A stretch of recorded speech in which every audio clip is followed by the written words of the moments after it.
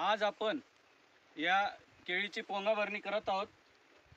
कारण 11 जूनला जे वादळ आलं त्या वादळात केळीची बरेच पानं फाटली आणि केळी वाऱ्यामुळे जागेवरून थोडी हललेली म्हणजे तिरकी झालेली होती। आपण तिला पायाने अशी दाबून सरळ केली आहे मित्रांनो, आणि त्यामुळे दोन पानातील अंतर कमी झालेलं आहे।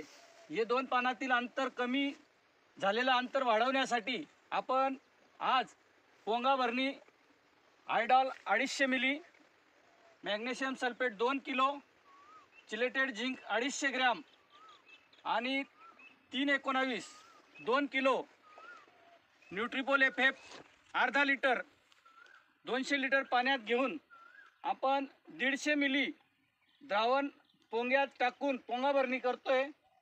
कारण दोन पानातील अंतर वाढल्यामुळे केळीची ज्यावेळेस निसवड होते त्यावेळेस दोन पानातील अंतर वाढावं यासाठी आपण ही केळीची पोंगा भरणी करतोय।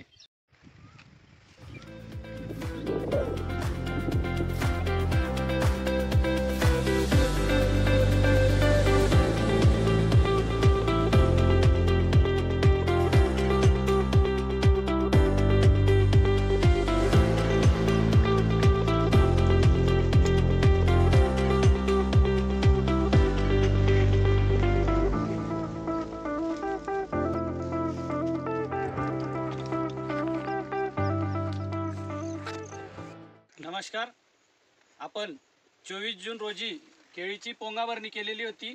दोन पानातील अंतर वाढावं यासाठी आपण जी पोंगा भरणी केली त्याचा रिझल्ट आपण आता बघू शकतो। हे बघा, हा गॅप वाढलेला आपल्याला स्पष्ट दिसत आहे आणि केळीच्या उंचीत पण खूप फरक पडलेला आहे। आपण जी पोंगा भरणी केली त्याचा रिझल्ट 19 दिवसात आपल्याला दिसतोय। आपण ते पूर्ण असं पाहू शकता। त्याआधीचा व्हिडिओ सुद्धा आपण यात केलेला आहे आणि त्यातील फरक आपण पाहू शकता। 18 जूनला आपण भट्टी काच देखील दिलेला आहे आणि भट्टी काच आणि पोंगा भरणी दोघांचा मिळून आपल्याला अतिशय उत्तम असा रिझल्ट मिळालेला आहे।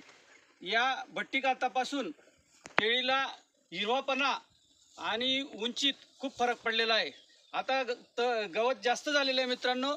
एखादा तणनाशक मारताना मी तोही व्हिडिओ करेल आणि तो आपणासाठी पुढच्या व्हिडिओ तो मी आपणास यूट्यूबवर दाखवेल।